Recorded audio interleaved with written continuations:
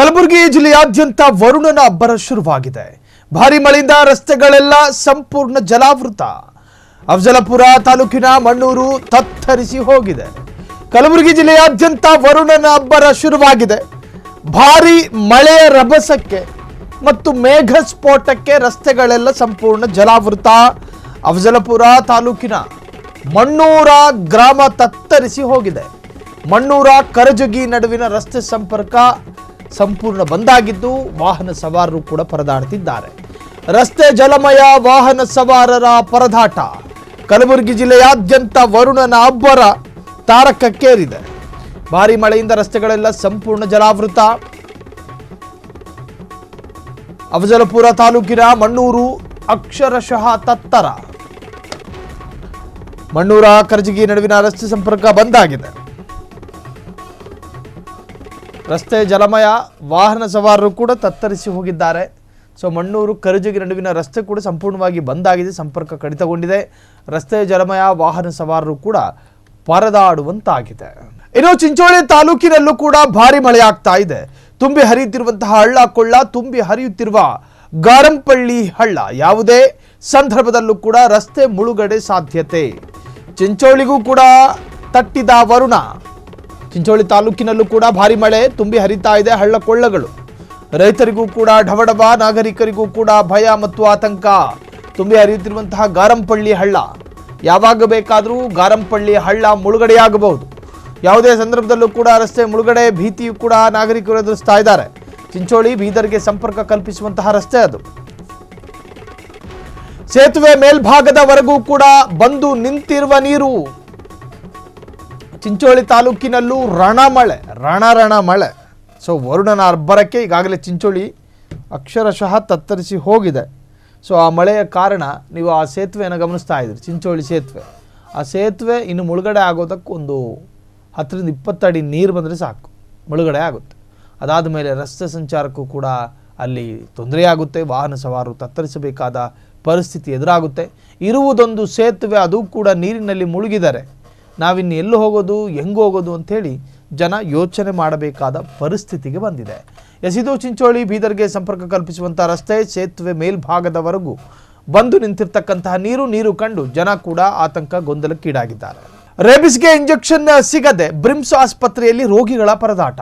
Medical ಸ್ಟೋರ್ನಲ್ಲಿ ಸಾವಿರಾರು ರೂಪಾಯಿ ಹಣ ಕೊಟ್ಟು ಇಂಜೆಕ್ಷನ್ ಅನ್ನು ಖರೀದಿ ಮಾಡ್ತಾ ಇದ್ದಾರೆ. ಬೀದರ್ನ ಬ್ರಿಮ್ಸ್ ಆಸ್ಪತ್ರೆಗೆ ದೌಡಾಯಿಸಿದ ಜಿಲ್ಲಾಧಿಕಾರಿ ಜಿಲ್ಲಾ ಶರ್ಮಾ. ಬೀದರ್ನ ಜಿಲ್ಲಾಸ್ಪತ್ರೆಗೆ ದಿಢೀರ್ ಭೇಟಿ, ರೋಗಿಗಳ ಸಮಸ್ಯೆಯನ್ನು ಆಲಿಸಿದ ಡಿಸಿ. ಬೀದರ್ ಒಂದು ಆಸ್ಪತ್ರೆಯಲ್ಲಿ ರೇಬಿಸ್ಗೆ ಇಂಜೆಕ್ಷನ್ನೇ ಇಲ್ಲ, ಅದಕ್ಕೊಂದು ಮದ್ದು ಸೂಜಿ ಸಿಕ್ಕಿದ್ರೆ ಸಾಕು. ಒಂದು ವೇಳೆ ರೇಬಿಸ್ಗೆ ಸೂಕ್ತ ಸಮಯದಲ್ಲಿ ಸರಿಯಾದ ಮದ್ದು ಸಿಗದೆ ಹೋದರೆ ಪ್ರಾಣಕ್ಕೆ ಅಪಾಯ ಇದೆ. ಕಳೆದಿರೋದು ನಾಯಿ, ಬೆಕ್ಕಲ್ಲ. ಸೊ ರೇಬಿಸ್ ಕಾಯಿಲೆಗೆ ಸೂಕ್ತವಾದ ಸಮಯ, ತ್ವರಿತವಾಗಿ ಅದಕ್ಕೆ ಮದ್ದು ಸಿಗದೇ ಇದ್ದರೆ ಬೇರೆ ಬೇರೆ ಕಾಯಿಲೆಗೂ ತುತ್ತಾಗೋ ಸಾಧ್ಯತೆಗಳಿದೆ. ಮನುಷ್ಯ ಅತ್ಯಂತ ಅಪಾಯದ ಹಂತಕ್ಕೆ ಬಂದು ತಲುಪ್ತಾನೆ. ಸೊ ಹಾಗಾಗಿ ಬ್ರಿಮ್ಸ್ ಆಸ್ಪತ್ರೆ ನಿರ್ದೇಶಕರು, ವೈದ್ಯರು ಮತ್ತು ಸಿಬ್ಬಂದಿಗಳಿಗೆ ಡಿಸಿ ತರಾಟೆಗೆ ತೆಗೆದುಕೊಂಡಿದ್ದಾರೆ. ಡಿಸಿ ತರಾಟೆಯಿಂದ ತಲೆ ತಗ್ಗಿಸಿ ನಿಂತ ಬ್ರಿಮ್ಸ್ ನಿರ್ದೇಶಕರು ಹಾಗೂ ಸಿಬ್ಬಂದಿ. ಇನ್ನು ಮನ್ನಾ ಎಕೇಳಿಯ ಹಲವರಿಗೆ ಹುಚ್ಚು ನಾಯಿ ಕಡಿತ ಬ್ರಿಮ್ಸ್ನಲ್ಲಿ ದಾಖಲಾಗಿದ್ದಾರೆ.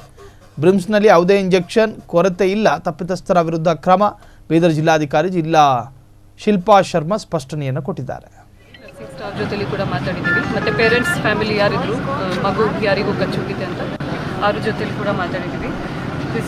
ಇಂಜೆಕ್ಷನ್ ಕೊರತೆ ಯಾವುದೂ ಇಲ್ಲ. ಈಗ ಕೂಡ ಫಾರ್ಮಸಿ ಸ್ಟಾಕ್ ನಾವು ಚೆಕ್ ಮಾಡಿದ್ದೀವಿ. 10 ಯೂನಿಟ್ಸ್ ಇಮ್ಯುನೋಗ್ಲೋಬಿನ್ ಕೂಡ ಅವೈಲೇಬಲ್ ಇದ್ದಾವೆ. ಆ್ಯಂಟಿ ರಾಬೀಸ್, ನಾರ್ಮಲ್ ಡಾಗ್ ಬೈಟ್ ಆದರೆ ನಾರ್ಮಲ್ ಆ್ಯಂಟಿ ರೇಬೀಸ್ ಇಂಜೆಕ್ಷನ್ ವರ್ಕ್ ಆಗುತ್ತೆ. ಅದು ಸಾಕಷ್ಟು ಕ್ವಾಂಟಿಟಿನಲ್ಲಿ ಅವೈಲೇಬಲ್ ಇದೆ. ಆದರೆ ಮ್ಯಾಡ್ ಡಾಗ್, ಹುಚ್ಚ ನಾಯಿ ಒಂದು ಕಚ್ಚಿ ಹೋದರೆ ಅಂದರೆ ಡಾಗ್ ಬೈಟ್ ಆಗಿದ್ದರೆ ಇಮ್ಯುನೋಗ್ಲೋಬಿಲಿನ್ ಜೊತೆಯಲ್ಲಿ ಕೊಡಬೇಕಾಗುತ್ತೆ, ಆ್ಯಂಟಿ ರೇಬೀಸ್ ವಿತ್ ಇಮ್ಯುನೋಗ್ಲೋಬಿಲಿನ್. ಅದನ್ನು ಇಂಜೆಕ್ಷನ್ ನಾವು ಇಲ್ಲಿ ನೋಡಿದರೆ 10 ಯೂನಿಟ್ಸ್ ಅವೈಲೇಬಲ್ ಇದ್ದಾವೆ. ಕಮ್ಯುನಿಕೇಷನ್ ಗ್ಯಾಪ್ ಆಗಿದೆ. ಇನ್ ಎನಿ ಕೇಸ್ ನಾವು ಪರ್ಸ್ನಲ್ ಆಗಿ ಈಗ ಎನ್ಕ್ವೈರಿ ಕೂಡ ಮಾಡಿದ್ದೀವಿ. ಮತ್ತು ಯಾರ ಕಡೆಯಿಂದ ಕಮ್ಯುನಿಕೇಷನ್ ಗ್ಯಾಪ್ ಆಗಿದ್ರೆ ಅಥವಾ ಯಾರ ಕಡೆಯಿಂದ ತಪ್ಪಾಗಿದೆ ನಾವು ಅವರ ಮೇಲೆ ಆ್ಯಕ್ಷನ್ ಕೂಡ. ಆದರೂ ಸಹ 4 ಗಂಟೆಗೆ ನಂತರ ಎಮರ್ಜೆನ್ಸಿ ಕೇಸ್ ಯಾವುದು ಬಂದರೆ ಫಾರ್ಮಸಿಯವರು ಆ ಮೆಡಿಸಿನ್ ಎಮರ್ಜೆನ್ಸಿನಲ್ಲಿ ಬೇಕಿದ್ದರೆ ಕೊಡಲೇಬೇಕಾಗುತ್ತೆ, ಅವರು ಕೊಡಬೇಕಾಗಿತ್ತು. ಯಾರ ಕಡೆಯಿಂದ ಏನು ಕಮ್ಯುನಿಕೇಷನ್ ಗ್ಯಾಪ್ ಆಗಿದೆ ನಾವು ಫುಲ್ ಸ್ಟಡಿ ಕೂಡ ಮಾಡಿದ್ದೀವಿ. ಖಂಡಿತ ನಾವು ಸ್ಥಳೀಯ ನಗರಸಭೆ ಪುರಸಭೆ CMC ಮತ್ತು TMCಗಳು ಡಾಗ್ ಕ್ಯಾಚಿಂಗ್ ಮಾಡಬೇಕಾಗುತ್ತೆ. ಇವತ್ತು ಕೂಡ ನಾವು ಕೆಲವೊಂದು ಫೋಟೋಸ್ ನೋಡಿದ್ದೀವಿ ಎಲ್ಲಿ ಅವರು ಡಾಗ್ ಕ್ಯಾಚಿಂಗ್ ಮಾಡಿದ್ದಾರೆ. ಆದರೆ ಇನ್ನೂ ಮಿಷನ್ ಮೋಡ್ನಲ್ಲಿ ಈ ಕೆಲಸನ ತಗೊಂಡು ನಾವು ಮಾಡಬೇಕಾಗುತ್ತೆ. ಜಿಲ್ಲಾಡಳಿತ ವತಿಯಿಂದ ಕೂಡ ತನಿಖೆ ನಡೀತಲ್ಲ, ಅದಕ್ಕೆ ಕಮ್ಯುನಿಕೇಷನ್ ಗ್ಯಾಪ್ ಇದೆ. ಯಾಕೆಂದರೆ ಇಂಜೆಕ್ಷನ್ ಇಲ್ಲಿ ಅವೈಲೇಬಲ್ ಇದ್ದು ಕಮ್ಯುನಿಕೇಷನ್ ಗ್ಯಾಪ್ ಆಗಿದೆ.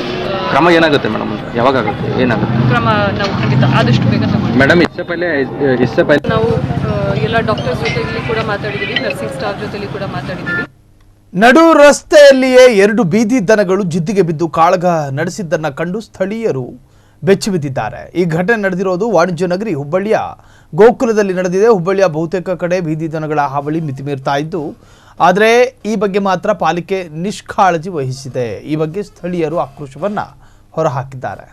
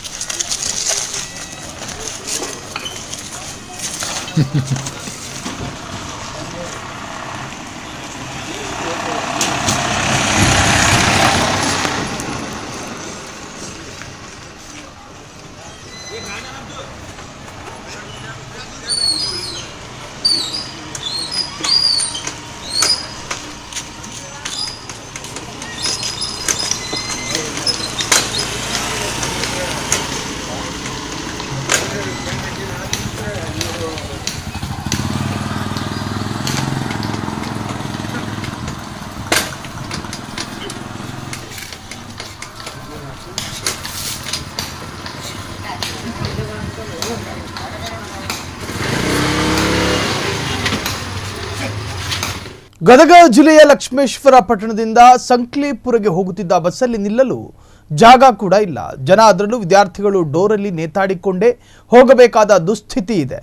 ನಿನ್ನೆ ಶೆಗ್ಲಿ ನಾಕಾದ ಬಳಿ ಬೃಹತ್ ಗುಂಡಿಯಲ್ಲಿ ಬಸ್ಸು ಸಿಲುಕಿದ ಕಾರಣ ಬಾಗಿಲಿಗೆ ನೇತಾಡುತ್ತಿದ್ದ ಮಕ್ಕಳನ್ನು ಕಂಡು ಜನ ಭಯ ಬಿದ್ದಿದ್ದಾರೆ. ಕೆಳಗಡೆ ಜಿಗಿದು ನಿಟ್ಟು ಉಸಿರು ಬಿಟ್ಟಂತಹ ಘಟನೆ ಜರುಗಿದೆ. ಲಕ್ಷ್ಮೇಶ್ವರ ಪಟ್ಟಣಕ್ಕೆ ಸುತ್ತಮುತ್ತಲಿನ ಗ್ರಾಮಗಳ ಜನರು ಕೂಡ ವಿದ್ಯಾರ್ಥಿಗಳು ಬರುತ್ತಾರೆ.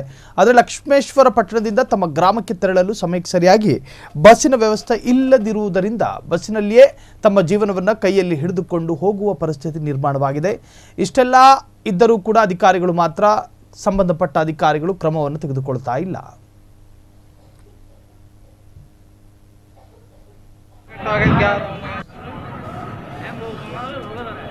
ಅಲ್ಲಿ ಇದ್ರಾಗ ಬಿದ್ದಿದ್ದು ಕಾಣ್ತೈತಿ.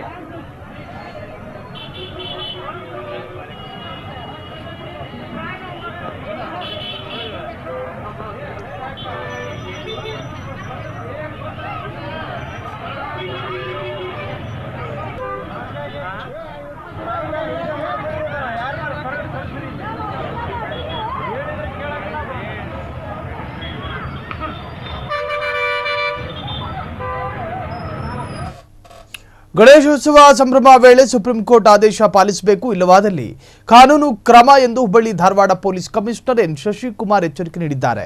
ಇನ್ನೇನು ಕೆಲವೇ ದಿನಗಳಲ್ಲಿ ಗಣೇಶ ಉತ್ಸವ ಬರಲಿದ್ದು, ಈ ವೇಳೆ ಗಣೇಶೋತ್ಸವದ ಸಂಭ್ರಮದಲ್ಲಿ ಡಿಜೆ ಸಿಸ್ಟಮ್ ಸೇರಿ ಎಲ್ಲ ವಿಚಾರದಲ್ಲೂ ಸುಪ್ರೀಂ ಕೋರ್ಟ್ ಆದೇಶ ಎಲ್ಲರೂ ಪಾಲಿಸಬೇಕು, ಇಲ್ಲವಾದಲ್ಲಿ ಕಾನೂನು ಕ್ರಮ ಕೈಗೊಳ್ಳಲಾಗುವುದು ಎಂದು ಎನ್ ಶಶಿಕುಮಾರ್ ವಾರ್ನಿಂಗ್ ನೀಡಿದ್ದಾರೆ. ಯಾವುದೇ ಧಾರ್ಮಿಕ ಕಾರ್ಯಕ್ರಮ ಇದ್ದರೂ ಸುಪ್ರೀಂ ಕೋರ್ಟ್ ಆದೇಶದ ಪ್ರಕಾರ ಆ ಕಾರ್ಯಕ್ರಮ ರಾತ್ರಿ 10 ಗಂಟೆಗೆ ಮುಕ್ತಾಯವಾಗಬೇಕು. 10 ಗಂಟೆಯ ಒಳಗೆ ಲೌಡ್ ಸ್ಪೀಕರ್ ಕೂಡ ಬಂದಾಗಬೇಕು. ಸುಪ್ರೀಂ ಕೋರ್ಟ್ ಆದೇಶವನ್ನ ಮೀರಲು ಬರುವುದಿಲ್ಲ. ಸಾಕಷ್ಟು ಜನ ಹಾಗೂ ಮಂಡಳಿಯಿಂದ ಪ್ರತಿ ವರ್ಷ ನಮಗೆ ಮನವಿ ಮಾಡುತ್ತಾರೆ, ಅವರು ಸಂಭ್ರಮದಿಂದ ಹಬ್ಬ ಮಾಡುತ್ತಾರೆ. ಅವರ ಮನವಿ ಮೇಲ್ನೋಟಕ್ಕೆ ನಮಗೆ ಸರಿ ಎನಿಸಿದರೂ ಸುಪ್ರೀಂ ಕೋರ್ಟ್ ಆದೇಶದ ಪ್ರಕಾರ ರಾತ್ರಿ 10 ಗಂಟೆಯ ಒಳಗೆ ಎಲ್ಲವನ್ನು ಬಂದ್ ಮಾಡಲೇಬೇಕು. ಡಿಜೆಗೆ ಅನುಮತಿ ಕೊಡಬೇಕೋ ಬೇಡವೋ ಎಂಬುದರ ಬಗೆಗಿನ ಚರ್ಚೆ ಇನ್ನೂ ಕೂಡ ಆರಂಭವಾಗಿಲ್ಲ. ಮೊನ್ನೆಯಷ್ಟೇ ಈ ಬಗ್ಗೆ ಪಾಲಿಕೆಯಲ್ಲಿ ಸಭೆ ನಡೆಸಲಾಗಿದೆ ಎಂದು ಮಾಹಿತಿ ನೀಡಿದ್ದಾರೆ. ಬಹಳ ಸ್ಪಷ್ಟವಾಗಿ ಗಣಪತಿ ಹಬ್ಬ ಇರ್ಬೋದು ಅಥವಾ ಬೇರೆ ಯಾವುದೇ ಒಂದು ಧಾರ್ಮಿಕ ಕಾರ್ಯಕ್ರಮ ಅಥವಾ ಸಾರ್ವಜನಿಕ ಕಾರ್ಯಕ್ರಮ ಇರ್ಬೋದು, ಸುಪ್ರೀಂ ಕೋರ್ಟ್ ನಿರ್ದೇಶನ ಲೌಡ್ ಸ್ಪೀಕರ್ ಯೂಸ್ ಮಾಡೋದ್ರ ಸಂಬಂಧವಾಗಿ 10 ಗಂಟೆಗೆ ಮುಕ್ತಾಯ ಮಾಡಬೇಕು ಅನ್ನುವಂಥದ್ದಿದೆ. ಈಗ ಸುಪ್ರೀಂ ಕೋರ್ಟ್ ಆದೇಶವನ್ನು ನಾವು ಪಾಲನೆ ಮಾಡಬೇಕಾಗತ್ತೆ ಹೊರತು ನಾವು ಅದನ್ನು ಅಮೆಂಡ್ ಮಾಡೋದಾಗಲಿ ಇಂಟರ್ಪ್ರಿಟ್ ಮಾಡೋದಾಗಲಿ ಅವಕಾಶ ಇರಲ್ಲ. ಹಾಗಾಗಿ ಸಾಕಷ್ಟು ಗಜಾನನ ಮಂಡಳಿ ಇರ್ಬೋದು ಅಥವಾ ಬೇರೆಯವ್ರದ್ದೆಲ್ಲ ಪ್ರತಿ ವರ್ಷ ಅವರು ಮನವಿ ಮಾಡ್ತಾರೆ. ಮತ್ತು ಅಷ್ಟು ಸಂಭ್ರಮದಲ್ಲಿ ಆಚರಣೆ ಮಾಡುವಂಥ ಸಂದರ್ಭದಲ್ಲಿ ಮೇಲ್ನೋಟಕ್ಕೆ ನಮಗದು ಅವರ ಡಿಮ್ಯಾಂಡ್ ಕೂಡ ಜಸ್ಟಿಫೈಡ್ ಅನಿಸಿದ್ರು. ನಾವು ಸುಪ್ರೀಂ ಕೋರ್ಟ್ ಆದೇಶ ಇರೋದ್ರಿಂದ ಕಳೆದ ಬಾರಿ ರೀತಿಯಲ್ಲೇ 10 ಗಂಟೆಗೆ ಮುಕ್ತಾಯ ಮಾಡುವಂಥದ್ದು ಮಾಡಬೇಕಾಗತ್ತೆ.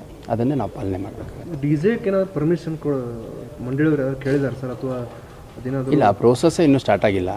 ಮೊನ್ನೆ ಅಷ್ಟೇ ನನಗೆ ಮಾಹಿತಿ ಬಂದದ್ದು ಕಾರ್ಪೊರೇಷನಲ್ಲಿ ಒಂದು ಸಭೆಯನ್ನು ಮಾಡಿದರು ಅಂತಂದು.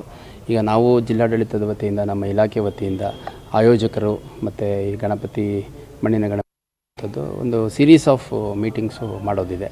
ಅದು ಶಾಂತಿ ಸಭೆ ಇರ್ಬೋದು ಅಥವಾ ಒಂದು ಸಂವಹನ ಸಭೆ ಇರ್ಬೋದು. ಸೊ ಅದರಲ್ಲಿ ಎಲ್ಲ ವಿಷಯಗಳನ್ನು ಚರ್ಚೆ ಮಾಡುವಂಥದ್ದು ಮಾಡ್ತೀವಿ. ಈಗ ಭಾಳ ಸ್ಪಷ್ಟವಾಗಿ ಮಠದ ಮಲ್ಲಿಕಾರ್ಜುನ ಶ್ರೀಗಳು ತಮ್ಮ ತಾಯಿ ಲಲಿತಮ್ಮ ಹಾಗೂ ಅಕ್ಕ ಮತ್ತು ತಮ್ಮರ ಮೇಲೆ ಎಸ್ಸಿ ಸಮುದಾಯದ ಯುವಕನನ್ನ ಬಳಸಿಕೊಂಡು ಜಾತಿ ನಿಂದನೆ ಪ್ರಕರಣ ದಾಖಲಿಸಿದ್ದಾರೆ ಎಂಬ ಆರೋಪ ಕೇಳಿಬಂದಿದೆ. ಇನ್ನು ಕಪ್ಪತ್ತಗುಡ್ಡ ಮಠಕ್ಕೆ ಸಾಕಷ್ಟು ಆದಾಯ ಬರುತ್ತದೆ, ಆ ಹಣ ದುರ್ಬಳಕೆ ಆಗುತ್ತಿದೆ. ಅದನ್ನ ಪ್ರಶ್ನೆ ಮಾಡಿದ್ದಕ್ಕೆ ಈ ಹಿಂದೆಯೂ ಅವರು ಹಲ್ಲೆಯನ್ನ ಮಾಡಿದ್ದರು, ಸ್ವತಃ ತಮ್ಮ ತಾಯಿಗೆ ಬಾಯಿಯಿಂದ ಕಚ್ಚಿ ಗಾಯಗೊಳಿಸಿದ್ದರು. ಈಗ ಮತ್ತೊಮ್ಮೆ ದಬ್ಬಾಳಿಕೆ ಮೂಲಕ ಜಾತಿ ನಿಂದನೆ ಪ್ರಕರಣ ದಾಖಲಿಸಿದ್ದಾರೆ ಅಂತ ಹಿಂದೂ ಮುಖಂಡ ರಾಜು ಖಾನಪ್ಪನವರ್ ಗಂಭೀರ ಆರೋಪವನ್ನು ಮಾಡಿದ್ದಾರೆ. ರಿಜಿಸ್ಟರ್ 5ನೇ ತಾರೀಕು. ಅದೇ ರೀತಿ ಅವ್ರ ತಾಯಿಗೆ ಹೊಡೆದು ಬಡಿದು ಅವ್ರದ್ದು ಕೈಯನ್ನು ಹಲ್ಲಿನಿಂದ ಕಚ್ಚಿ ಗಾಯಗೊಳಿಸಿ ಅದೊಂದು FIR ಕೂಡ ಆಗಿತ್ತು. ಆದ್ರೆ ನಾನು ಅವತ್ತು ಆ ಪ್ರೆಸ್ ಮೀಟ್ ಸಂದರ್ಭದೊಳಗೆ ಹೇಳಿದ್ದೆ, ಅಲ್ಲೇ ಕೆಲವೊಂದಿಷ್ಟು ಚೇಳಾಗಳನ್ನ ಇವರು ಜಾತಿ ಹೆಸರು ಇಟ್ಕೊಂಡು ಬೆಳೆಸಿದ್ರು. ಅವ್ರು ಕರ್ಕೊಂಡು ಸಾಕಷ್ಟು ಸಲ ಇವ್ರಿಗೆ ಹೇಳಿದ್ರು ಏನಂತೇಳಿ, ನಿಮ್ಮ ಮೇಲೆ ಜಾತಿ ನಿಂದನೆ ಕೇಸ್ ಮಾಡ್ತೀವಿ ಅಂತೇಳಿ. ಆ ಪ್ರಕಾರ ಮೊನ್ನೆ ಅಂದ್ರೆ 5ನೇ ತಾರೀಕು ದಿವಸ ಸ್ವಾಮಿ ಮತ್ತು ರಾಜೇಶ್ವರಿ ಮತ್ತು ಲಲಿತಾ ಮೇಲೆ ಮತ್ತು ತನ್ನ ಅಕ್ಕನ ಮೇಲೆ ಮತ್ತು ತನ್ನ ತಮ್ಮನ ಮೇಲೆ ಮಲ್ಲಿಕಾರ್ಜುನ ಸ್ವಾಮಿಗಳ ತಮ್ಮ ಚತುರತೆ ಉಪಯೋಗಿಸ್ಕೊಂಡು ಇಡೀ ದಲಿತ ತಗ್ಗಿಸುವ ಹಂಗ ನಾನು ಹೇಳಿದ್ದೆ, ಜಾತಿ ಸತ್ಯಪ್ಪ ತಳವಾರ್ ಅನ್ನೋ ಯುವಕನನ್ನ ಬಳಸ್ಕೊಂಡು SC ST ಕೇಸನ್ನ ರಿಜಿಸ್ಟರ್ 5ನೇ ತಾರೀಕು 8ನೇ ತಿಂಗಳ 2025 ಇವರು ಮಾಡುವೊಳಗೆ ಸಫಲರಾಗ್ಯಾರ. ಅದೇ ರೀತಿ ಅವ್ರ ತಾಯಿಗೆ ಹೊಡೆದು. ರಾಜ್ಯ ಸಾರಿಗೆ ನೌಕರರಿಗೆ ಬಿಗ್ ಶಾಕ್ ಎದುರಾಗಿದೆ. ಮುಷ್ಕರ ನಿಂತರೂ ಈಡೇರಲಿಲ್ಲ ಸಾರಿಗೆ ನೌಕರರ ಬೇಡಿಕೆ. ವೇತನ ಪರಿಷ್ಕರಣೆ ಮಾಡದ ಸರ್ಕಾರದ ಮೇಲೆ ನೌಕರರ ಮುನಿಸು. ಸೊ ಮೊನ್ನೆ ಮುಷ್ಕರಕ್ಕೆ ಕರೆ ಕೊಟ್ಟಿದ್ರು, ಮುಷ್ಕರ ನಿಂತರೂ ಈಡೇರಲಿಲ್ಲ ಸಾರಿಗೆ ನೌಕರರ ಬೇಡಿಕೆ. ವೇತನ ಪರಿಷ್ಕರಣೆ ಮಾಡದ ಸರ್ಕಾರದ ಮೇಲೆ ನೌಕರರ ಮುನಿಸು. ಸದ್ಯಕ್ಕಿಲ್ಲ ರಾಜ್ಯ ಸಾರಿಗೆ ನೌಕರರ ವೇತನ ಪರಿಷ್ಕರಣೆ. ರಾಜ್ಯವ್ಯಾಪ್ತಿ ಮುಷ್ಕರ ನಡೆಸಿ ನಿರಾಸೆಗೊಂಡ ಸಾರಿಗೆ ನೌಕರರು ರಾಜ್ಯವ್ಯಾಪಿ ನಡೆಸಿದ್ರು ಮುಷ್ಕರವನ್ನು. ಮಳೆಗಾಲ ಅಧಿವೇಶನದವರೆಗೂ ಕೂಡ ಸಾರಿಗೆ ನೌಕರರ ಬೇಡಿಕೆ ಈಡೇರಿಕೆ ಸದ್ಯಕ್ಕೆ ಸಾಧ್ಯವಿಲ್ಲ. ಅಧಿವೇಶನ ಬಳಿಕ ನೌಕರರ ಬೇಡಿಕೆ ಈಡೇರಿಸುವ ಭರವಸೆಯನ್ನ ನೀಡಲಾಗಿದೆ. ಆಗಸ್ಟ್ 28ರಂದು ಸಭೆ ಕರೆದು ನೌಕರರ ಬೇಡಿಕೆ ಈಡೇರಿಸುವ ಭರವಸೆಯನ್ನು ಕೊಡಲಾಗಿದೆ. ರಾಜ್ಯ ಸಾರಿಗೆ ನೌಕರರಿಗೆ ಇದು ಒಂದು ತರಹದ ಬಿಗ್ ಶಾಕ್ ಎದುರಾಗಿರುವಂತಹದ್ದು. ರಾಜ್ಯ ಸಾರಿಗೆ ನೌಕರರಿಗೆ ಈ ಹಿಂದೆ ಮುಷ್ಕರವನ್ನು ಮಾಡಿದ್ರು, ಆದರೆ ನ್ಯಾಯಾಲಯವು ಕೂಡ ಅದಕ್ಕೊಂದು ಸೂಚನೆಯನ್ನು ಕೊಟ್ಟಿತ್ತು, ನೀವು ಮುಷ್ಕರವನ್ನು ಮುಂದೂಡಬೇಕು, ಮುಷ್ಕರ ಮಾಡೋದಕ್ಕೆ ಬರೋದಿಲ್ಲ ಅಂತ. ಆದರೂ ಕೂಡ ಪಟ್ಟು ಬಿಡದೆ ಮುಷ್ಕರವನ್ನು ಮಾಡಿದರು. ಸೊ ಈಗ ಸರ್ಕಾರವೂ ಕೂಡ ಅದಕ್ಕೆ ಸ್ಪಂದನೆಯನ್ನು ಕೊಡ್ತಾ ಇಲ್ಲ. ಸದ್ಯಕ್ಕೆ ಪರಿಷ್ಕರಣೆ ಇಲ್ಲ ಅಂಥೇಳಿ ಕಡ್ಡಿ ಮುರಿದ ಹಾಗೆ ಸರ್ಕಾರ ಎಚ್ಚರಿಕೆಯನ್ನು ಕೊಟ್ಟಿದೆ. ಆಗಸ್ಟ್ 28ರಂದು ಸಭೆ ಕರೆದು ನೌಕರರ ಬೇಡಿಕೆ ಈಡೇರಿಸುವ ಭರವಸೆ. ಸೊ ಈ ಎಲ್ಲದರ ನಡುವೆ ಸಾರಿಗೆ ನೌಕರರು ಪಾಪ ಕಂಗಾಲು. ಕ್ಷಣ ಕ್ಷಣದ ಸುದ್ದಿಗಳಿಗಾಗಿ ಫ್ರೀಡಂ ಟಿವಿ ಸಬ್ಸ್ಕ್ರೈಬ್ ಮಾಡಿ, ಲೈಕ್ ಮಾಡಿ ಹಾಗೂ ಫಾಲೋ ಮಾಡಿ. ಹೊಸ ಸುದ್ದಿಗಳ ನೋಟಿಫಿಕೇಶನ್ಗಾಗಿ ಬೆಲ್ ಐಕಾನ್ ಮೇಲೆ ಕ್ಲಿಕ್ ಮಾಡಿ.